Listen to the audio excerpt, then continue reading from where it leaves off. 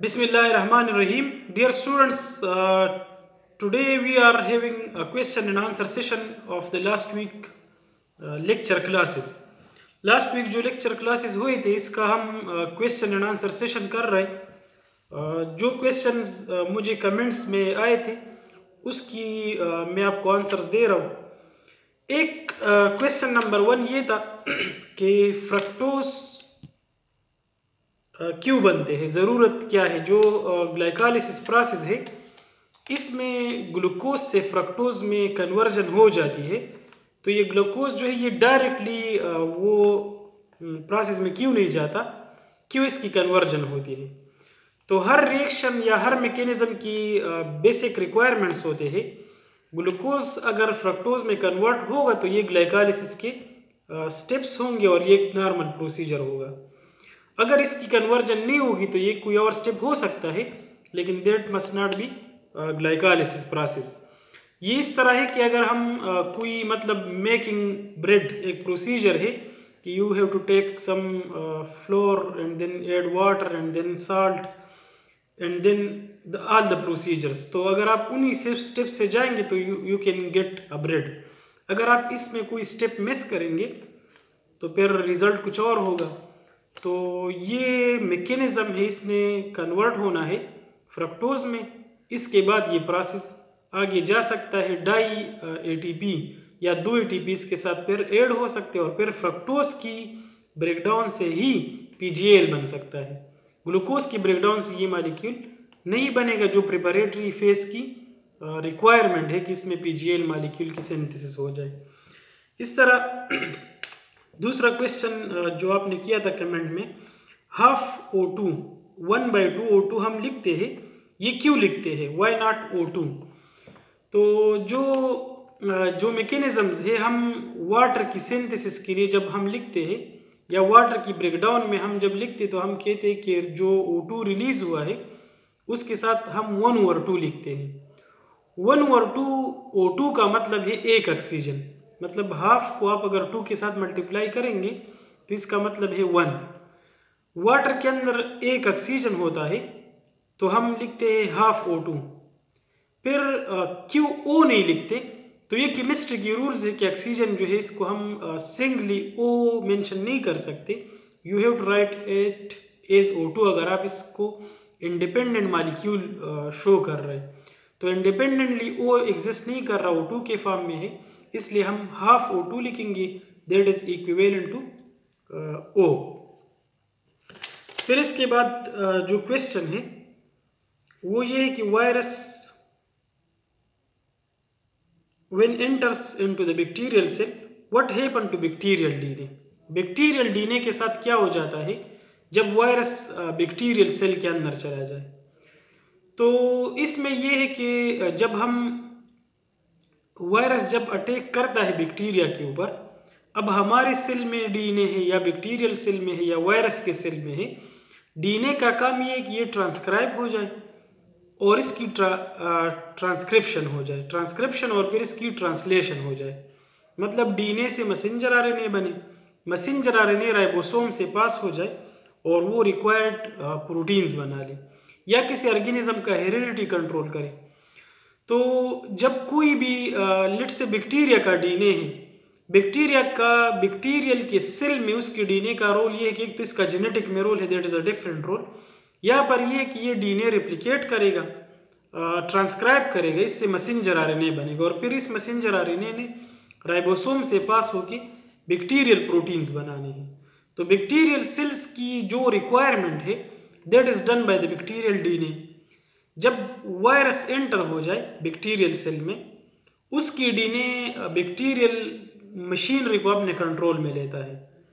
अब वायरस का डीएनए जो है वो रिप्लिकेट होगा, वायरस के प्रोटीन्स बनेंगे। अगर इस केस में बैक्टीरिया का डीएनए प्रोसेस हो जाए तो बैक्टीरिया के मटेरियल्स बनाएंगे, लेकिन जो मशीनरी अवेलेबल है that is for viral DNA. Virus के डीएनए के लिए वो मशीनरी अवेलेबल है, बैक्टीरियल के डीएनए के लिए प्रोसेसिंग करने की कोई एबिलिटी नहीं है, तो इसलिए वो यूजलेस है। अब आपका काम है किसको आप कह सकते हैं कि ये डिग्रेड हो जाती है या ये यूजलेस हो जाती है, इसका फंक्शन नहीं रहता, बैक्टीरियल सेल ने आगे मरना है। अगर वायरस के नंबर इंक्रीज हो रहे तो बैक्टीरियल सेल ने मरना है, तो इसलिए हम ये कह सकते हैं कि बैक्टीरियल डीएनए जो है ये डिसेबल हो जाती है। वो अगर उधर मौजूद भी है इसका कोई रोल नहीं रहता। इस तरह नेक्स्ट क्वेश्चन है फ्यूनेरिया प्लांट में एक क्वेश्चन है कि why if alternation of generation occur why gametophyte generation is dominant. Question का मतलब ये है कि अगर प्लांट में अल्टरनेशन ऑफ जनरेशन होता है, स्पोरोफाइट जनरेशन भी होता है, गैमेटोफाइट भी बनता है, तो फिर हम क्यों कहते हैं कि ये डोमिनेंट जनरेशन है। तो डोमिनेंट और एग्जिस्टेंस जो है these are two different things. जब भी हम प्लांट का जिक्र करते हैं तो सब प्लांट्स में दोनों जनरेशन एग्जिस्ट कर रहे हैं, गैमेटोफाइट भी है और स्पोरोफाइट भी है। लेकिन dominant is a different thing. Dominant ये है कि अगर आप इसी लेक्चर को दोबारा रिवाइज करें फ्यूनेरिया का, तो इसमें ये डिटेल्स मैंने दी है कि जब हम कहें गैमेटोफाइट तो उसके लिए हम ये पढ़ते हैं कि ये फोटोसिंथेटिक है, ये साइल के ऊपर मौजूद है, ये उधर से न्यूट्रिएंट एब्जॉर्ब कर रहा है, खुद ये फोटोसिंथेसिस कर रहा है, और जो लाइफ साइकिल है इसका मोस्ट ऑफ द टाइम जो है वो उधर सरवाइव कर रहा है, या लाइफ साइकिल का ज़्यादातर हिस्सा जो है वो गैमेटोफाइट जनरेशन का है। इसी तरह अगर आप उसी फ्यूनेरिया में देखें तो स्पोरोफाइट जो है वो उसके ऊपर डेवलप हुआ है, गैमेटोफाइट के ऊपर, और वो सारा जो सपोर्ट है या जो न्यूट्रिएंट्स है वो स्पोरोफाइट से ले रहा है। तो इसलिए हम ये कह सकते हैं कि sporophyte is dependent on gametophyte, और डोमिनेंट कि ये एक डोमिनेंट जनरेशन भी है गैमेटोफाइट। तो इसलिए हम एग्जिस्टेंस दो जनरेशन एग्जिस्ट कर रहे हैं। मास्टर स्लेव लेट से एक और एग्जांपल मैं दे रहा हूँ कि एक जगह इसमें मास्टर स्लेव एग्जिस्ट कर रहे हैं, लेकिन मास्टर जो है वो हमेशा डोमिनेंट रहता है, स्लेव जो है वो डिपेंडेंट रहता है। इस तरह इस केस में फ्यूनेरिया के केस में गैमेटोफाइट जो है वो डिपेंडेंट वो इंडिपेंडेंट है, डोमिनेंट है, स्पोरोफाइट जो है वो डिपेंडेंट है। बाकी हायर प्लांट्स में फिर स्पोरोफाइट गैमेटोफाइट दोनों होते हैं, लेकिन स्पोरोफाइट जो है वो इंडिपेंडेंट है, जिस तरह पूरा प्लांट बॉडी जो है वो स्पोरोफाइट है, और इसका गैमेटोफाइट जो है वो फ्लावर के अंदर बनता है, तो दैट इज डिपेंडेंट, वो शॉर्ट टाइम के लिए होता है। अच्छा, एग्जाम्पल ऑफ मोनोशियस प्लांट्स के एग्जाम्पल्स क्या है, तो जितने भी हम प्लांट्स जानते हैं इसके मेजर कैटेगरीज जो है वो मोनोशियस प्लांट्स है। मोनोशियस वो होते हैं जिसमें सेम प्लांट बॉडी के ऊपर दोनों रिप्रोडक्टिव ऑर्गन्स हो। तो आप कोई भी प्लांट ऐसा उठा ले जिसके फ्लावर के अंदर स्टेमन और कार्पल हो, वो मोनोशियस होगा, ये तो कॉमन है। इस तरह ये भी हो सकता है कि एक प्लांट है और इसमें दोनों फ्लावर हो, मतलब पिस्टिलेट फ्लावर भी हो और स्टेमिनेट भी हो, स्टेमन मेल फ्लावर भी हो, फीमेल फ्लावर भी हो, तो उस प्लांट को हम मोनोशियस कहते हैं। दो किसके जो फ्लावर है वो बाइसेक्सुअल वो यूनिसेक्सुअल होते हैं, लेकिन प्लांट क्या होगा, वो बाइसेक्सुअल होगा। एक प्लांट है इसके ऊपर दो किस्म के फ्लावर उगते हैं, मेल फ्लावर फीमेल फ्लावर, तो ये प्लांट मोनोशियस है। इसके जो फ्लावर है वो यूनिसेक्सुअल होंगे। प्लांट बाइसेक्सुअल है, फ्लावर इसके यूनिसेक्सुअल होंगे, ये एक कैटेगरी है। मोनोशियस का दूसरा फॉर्म ये है कि एक प्लांट है, इस पे सारे फ्लावर एक जैसे है, सब फ्लावर के अंदर मेल और फीमेल रिप्रोडक्टिव पार्ट दोनों एग्जिस्ट कर रहे हैं, तो इसलिए हम फिर उसको भी मोनोशियस कहते हैं। और जो मोस्ट कॉमन प्लांट्स है यहाँ पर जो जितने एंजियोस्पर्म्स है, तो इसमें मेजॉरिटी जो है they are monoecious plants.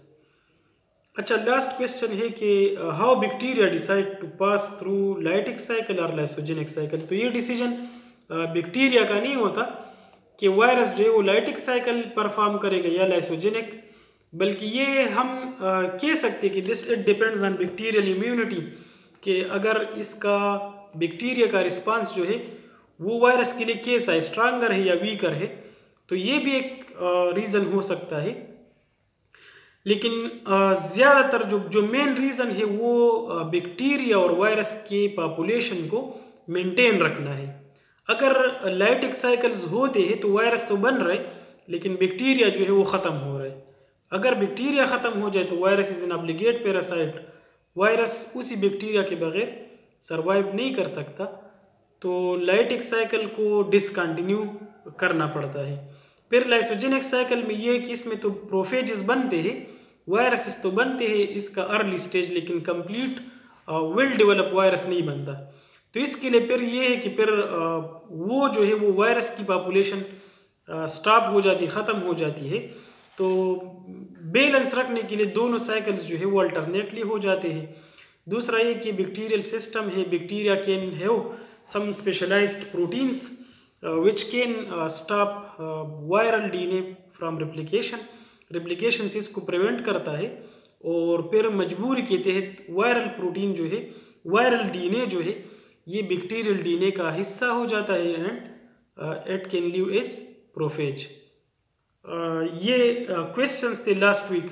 You can ask all other questions in comments and इंशाल्लाह I will be making such video.